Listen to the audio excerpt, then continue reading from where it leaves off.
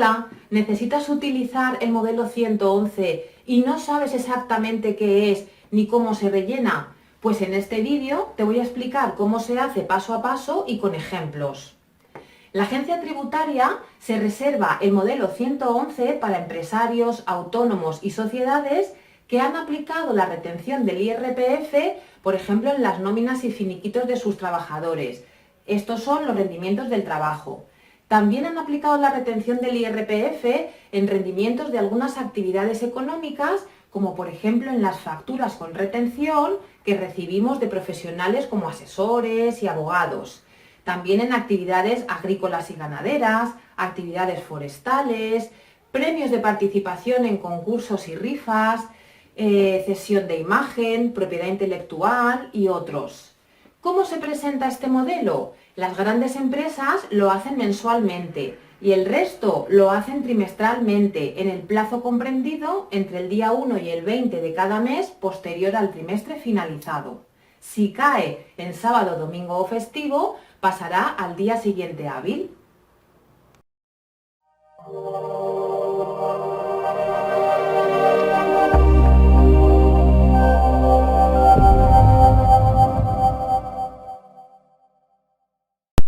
¿Cómo tienes que rellenar el modelo 111? Pues antes de nada conviene que reúnas toda la información necesaria, como nóminas y facturas donde te hayan aplicado la retención, correspondientes al trimestre que vas a declarar. Eso lo encontrarás en tu programa de facturación, que si aún no tienes ninguno puedes utilizar facturados. Una vez que ya tienes toda la información y con el formulario en mano o delante de la pantalla, puedes empezar apartado por apartado. En el primer espacio, como puedes ver, hay que poner la etiqueta identificativa y si no dispones de ella, solo has de rellenar tus datos fiscales, el CIF o el NIF, nombre, apellidos o razón social. Después tenemos el espacio reservado para el devengo, donde hay que señalar el año fiscal, por ejemplo el 2017, y el trimestre al que pertenece la declaración.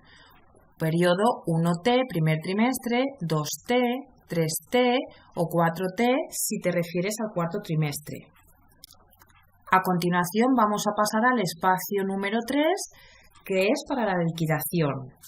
Este espacio, como puedes ver en pantalla, consta de 5 subapartados, 1, 2, 3, 4 y 5, aunque los más comunes son los dos primeros, porque son los relacionados con las nóminas de los trabajadores y con las facturas de otros profesionales respectivamente. El subapartado 1, rendimiento del trabajo, está relacionado con estos. Es decir, con los salarios, ya sean dinerarios o en especie, de los trabajadores que tú tengas. A continuación iremos a las casillas. Por ejemplo, en la casilla 01 has de detallar el número de trabajadores. Vamos a suponer que tienes 25. En la casilla 02 has de introducir la suma de las nóminas de los trabajadores de la casilla 01. Pero la base, sin la retención de IRPF.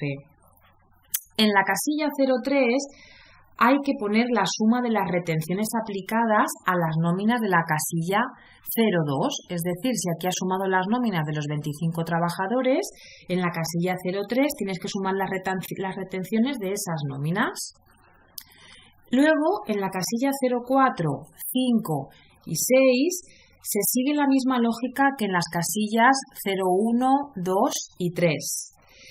Es decir, aquí esto tiene que ver con aquellos pagos a trabajadores en especie, como por ejemplo seguros, vehículos, vivienda, cursos de formación, transporte y otros. A continuación seguimos con el subapartado 2, que está dedicado a las facturas recibidas de profesionales. Es lo que se conoce como rendimientos de actividades económicas y además incluye tanto las prestadas en dinero como en especie. Tenemos aquí rendimientos dinerarios y rendimientos en especie. Vamos a ir viéndolo casilla por casilla. En la casilla 07 has de especificar el número de profesionales que te han prestado servicios durante el trimestre. Por ejemplo, vamos a suponer que son 3. en la casilla 08, has de hacer la suma de todos los importes de las facturas de dichos profesionales, es decir, de los 3 anteriores, de la casilla 07. Pero no tienes que sumar el IVA ni el IRPF, muy importante. En la casilla 09 toca hacer la suma de las retenciones de las facturas de la casilla 8. Y luego en las casillas 10, 11 y 12 simplemente se trata de repetir los pasos de las casillas 7, 8 y 9, pero en este caso se trata de servicios profesionales prestados en especie, en concepto de un bien o de un servicio, como aquí lo pone, rendimientos en especie. Vamos a pasar al subapartado 3, donde tienes que cumplimentarlo si has entregado premios sujetos a retención, ya sea en dinero o en especie, como por ejemplo un coche. Aquí se impone la misma lógica de los 2 subapartados anteriores. 6 casillas, 13, 14, 15, 16, 17 y 18, 3 para los premios en metálico, como puedes ver aquí, que son 13, 14 y 15, y otras 3 para los premios en especie, 16, 17 y 18. Y lo mismo es aplicable a los subapartados 4 y 5, que son menos importantes porque son a la vez menos comunes. En el subapartado 4 está destinado a los gastos derivados de los aprovechamientos forestales de los vecinos en montes públicos, como podemos leer aquí, que suponen ganancias patrimoniales para ti.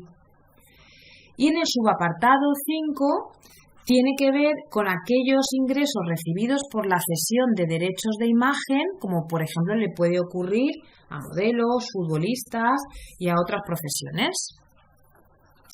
Una vez que hemos pasado estos 5 subapartados, hay que hacer las liquidaciones, es decir, hay que calcular las retenciones totales. Como vemos aquí, total liquidación. ¿Qué hacemos? Pues nos vamos a la casilla 28, donde tienes que hacer la suma de todas las retenciones que has aplicado durante el trimestre. El impreso te lo va indicando. Se trata de sumar las cantidades de las casillas 3, 6, 9, 12, 15, 18, 21, 24 y 27. Y luego en la casilla 29, que la tenemos aquí, solo has de rellenar o tienes que rellenarla en caso de que se trate de una declaración complementaria, porque cometiste un error o porque hiciste una declaración anterior y Hacienda tiene que devolverte. Luego en la casilla 30, que es la última de este apartado, hay que poner el resultado de restar las 2 casillas anteriores, como aquí puedes ver, la 28 menos la 29. Entonces, vamos a ver qué pasa, porque puede ser un ingreso o una negativa o una complementaria. En el apartado 4 tendríamos lo que es el ingreso. Si declaras retenciones, es obvio que siempre te saldrá a ingresar. Claro, esas mismas retenciones a Hacienda. Has de escribir de nuevo el importe de la casilla 30 del apartado anterior del total de liquidación y especificar la forma de pago, como puedes ver aquí, en efectivo o por transferencia bancaria, incluyendo el número de cuenta. Si es negativa, lo pondremos en el espacio número 5. Cuando el importe de la casilla 30 sea negativo, significará que no tienes retenciones que declarar. No significa que Hacienda te vaya a devolver nada, sino que no tienes que declarar. En el apartado 6 tenemos la complementaria, cuando la declaración consiste en una complementaria de una declaración anterior, porque has cometido un error o has omitido algo, has de marcar con una X este apartado y a continuación destacar los 13 dígitos que forman el número de justificante de la declaración que quieres corregir. Por último, en el apartado o en el espacio número 7 tenemos la firma y ya hemos acabado. Luego solamente faltaría, como hemos dicho, firmar y hacer constar el lugar y la fecha de dicha firma.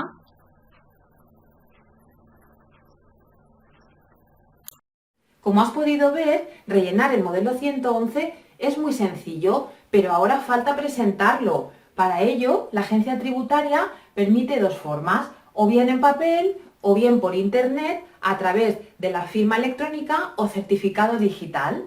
Si sigues estos pasos y lo haces todo correctamente, no vas a tener ningún problema.